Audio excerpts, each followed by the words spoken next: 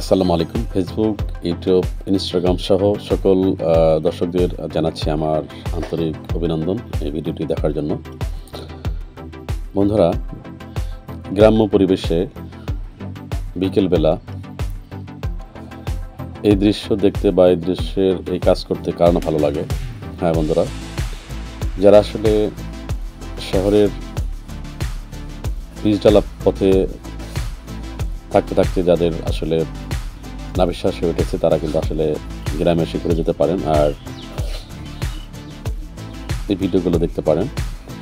বন্ধুরা, একটি পেঁয়াজের হালি ক্ষেত থেকে আপনাদের সাথে কথা বলছি আমি, বশির আহমেদ। আপনারা দেখতে পাচ্ছেন পেঁয়াজের বীজ তলা তৈরি করা হয়েছে এবং সেখান থেকে কিন্তু আসলে পেঁয়াজের চারা, অনেক চারা গজিয়েছে। যে চারাগুলো আমি উঠাচ্ছি এবং উঠিয়ে এগুলো অন্যত্র রোপণ করব। এই জন্যই দেখতে পাচ্ছেন বন্ধুরা, পরন্ত বিকালে সোনালি রৌদ্রের ভিতরে কিন্তু কাজ চলছে এবং খুবই মনোরম দৃশ্য এবং খুবই আনন্দ পাচ্ছি আসলে এই কাজ করে। পেঁয়াজের যে দাম, এই জন্যই আসলে এই পেঁয়াজের আবাদ। পেঁয়াজ বীজ বপন করা হয়েছিল, অর্থাৎ এগুলো বপন করার পরে কিন্তু চারাগুলো হয়েছে।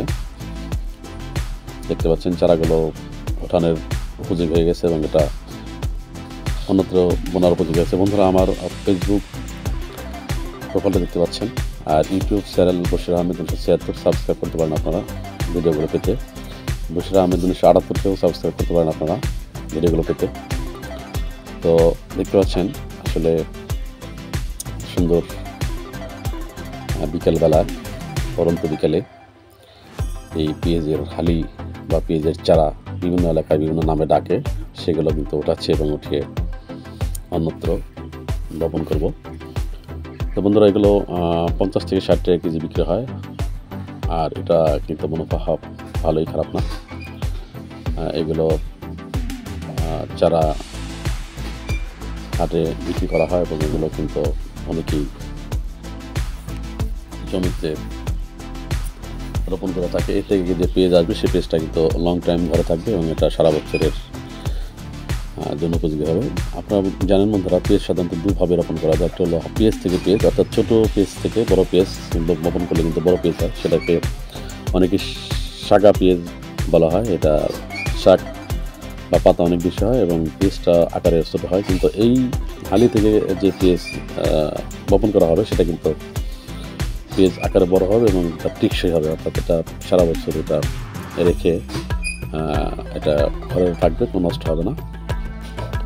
অবশ্য ঘরের মাছ চাং বেঁধে তার ভিতরে কিন্তু এই পরিপক্ক পেঁয়াজগুলো কিন্তু রাখতে হবে এবং সারা বছরই থাকবে। তো বন্ধুরা, যারা আসলে কৃষিকাজ করেন তারা আসলে এই বিভিন্ন ফসলের পাশাপাশি পেঁয়াজের আবাদ কিন্তু করা উচিত, কারণ পেঁয়াজের দাম মাঝে মাঝে এমন হয়ে যায় যে আসলে এটা নাগালের বাইরে চলে যায়। হ্যাঁ বন্ধুরা, আপনারা দেখতে পাচ্ছেন এই পেঁয়াজগুলো ওঠানোর পরে এগুলো মাথা কেটে কিন্তু আমরা জমিতে রোপণ করব। দেখতে পাচ্ছেন তার প্রস্তুতি চলছে। এগুলো কেটে তারপর আমরা জমিতে প্রস্তুত করেছিলাম আগেই। জানেন, জমিতে প্রস্তুত করতে গেলে আসলে বিভিন্ন রাসায়নিক সার এখানে দিতে হয় বা জৈব সার দিলে হয়। এখানে গোবর দেওয়া যায়, পাতা পচা দেওয়া যায়, এগুলো দিয়ে কিন্তু জৈব সার দেওয়া যায়। আমি অবশ্য এই ক্ষেত্রে ডিএপি, তারপর হচ্ছে টিএসপি, এমপি যাকে মিউরিক অফ পটাশ বলা হয়, তারপর হচ্ছে বোরন দিয়েছিলাম এবং কিছু জিপসাম দিয়ে কিন্তু আমি জমি প্রস্তুত করেছি। প্রস্তুত করার পর এখন লাঙ্গল টেনে প্রত্যেকটা কেলে কেলে কিন্তু আমরা এই পেঁয়াজের যে চারাগুলো খেয়েছি সেগুলো কিন্তু আমরা রোপণ করব। দেখতে পাচ্ছেন বন্ধুরা, লাঙ্গল টানা হচ্ছে আর এর ভিতরে কিন্তু পেঁয়াজ লাগানো শুরু করেছি এবং কিছু লাগানোর পরের দৃশ্য আপনারা দেখতে পাচ্ছেন। লাঙ্গলের টানার পরে কিন্তু আসলে এই পেঁয়াজগুলো নির্দিষ্ট দূরত্বে কিন্তু এগুলো লাগানো হয় এবং লাগানোর কাজ চলছে। আমি নিজেও লাগাচ্ছি এটা। আসলে যারা কৃষক আমরা তারা কিন্তু আসলে যদি কৃষিকাজে পেঁয়াজটা বপন করি, প্রত্যেকটা কৃষক যদি বিভিন্ন ফসলের পাশাপাশি এই পেঁয়াজ আবাদ করে তাহলে সেক্ষেত্রে পেঁয়াজের চাহিদা অনেকাংশে মিটে যাবে এবং বাজারে পেঁয়াজের ঘাটতি হবে না, এটা আমার বিশ্বাস। এই জন্য আজকের ভিডিওটা করার মূল প্রতিবদ্ধ বিষয় হচ্ছে যে আসলে পেঁয়াজটা আমরা যারা কৃষক তারা যেন সবাই বলি আর একটু করে নিজস্ব চাহিদা মেটানোর পরে বলব আমরা এটা বাজারে বিক্রি করে কিছু টাকা পাবো। আর একদিকে যেমন নিজস্ব চাহিদা মিটবে, অন্যদিকে দেশের চাহিদা মিটবে, সরকারকে আর বিদেশ থেকে কিন্তু পেঁয়াজ আমদানি করতে হবে না। একথা প্রত্যেকটা কৃষক তাদেরকে মাথা রাখতে হবে, যাতে করে এগুলো অন্য অন্য শস্যের পাশাপাশি বা অন্য অন্য সবজির পাশাপাশি যেন সবাই পেঁয়াজ বপন করে। কারণ মাঝে মাঝে পেঁয়াজের যে দাম হয়ে যায় মানুষ না বিশ্বাস হয়ে যায়, যা পেঁয়াজ কিনতে পারে না। কারণ এবার 150-200 টাকা কেজি কিন্তু পেঁয়াজ মানুষ কিনে খেয়েছে। সরকারকে বিদেশ থেকে পেঁয়াজ আমদানি করতে হচ্ছে। আর পেঁয়াজের আবাদ যদি বেশি করা যায় তবে সেক্ষেত্রে কিন্তু আসলে আমাদের পেঁয়াজের চাহিদা মিটিয়ে আমরা বিদেশে রপ্তানি করতে পারবো।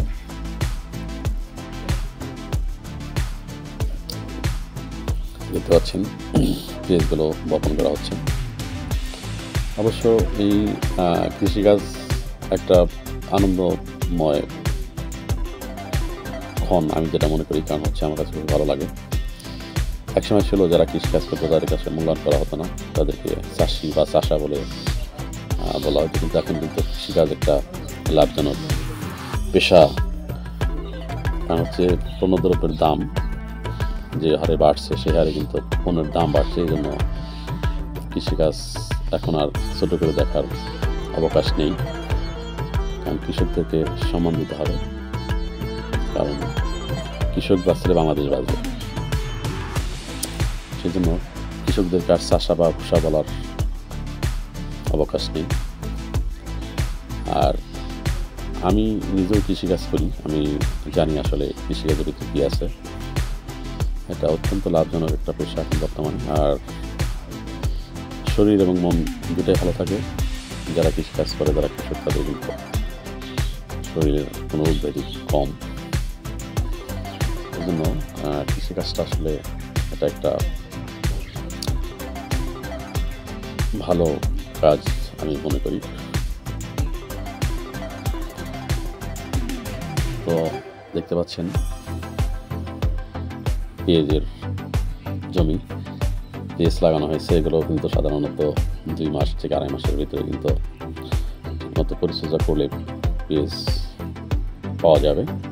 আর এগুলো পরিপক্ক হলে কিন্তু এগুলো কেটে তারপর একটু শুকানোর পরে কিন্তু আমরা প্রক্রিয়াজাত করবো। অর্থাৎ ঘরে যে চাং আছে, চাঙের উপরে এগুলোকে যত্ন করে রাখতে হবে যাতে পচে না যায়, মাঝে মাঝে চেক দিতে হবে যাতে পচে না যায়।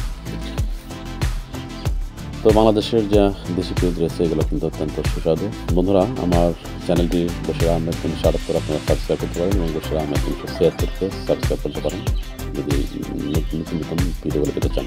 এছাড়া বশির আহমেদ ফেসবুক প্রোফাইল দেখতে পাচ্ছেন আপনারা রয়েছে, এবং বশির আহমেদ আরেকটা প্রোফাইল ফেসবুক প্রোফাইল দেখতে পাচ্ছেন। ভিডিও পেতে আপনারা আমার চ্যানেল দুটো এবং ফেসবুক পেজকে ফলো করে রাখতে পারেন।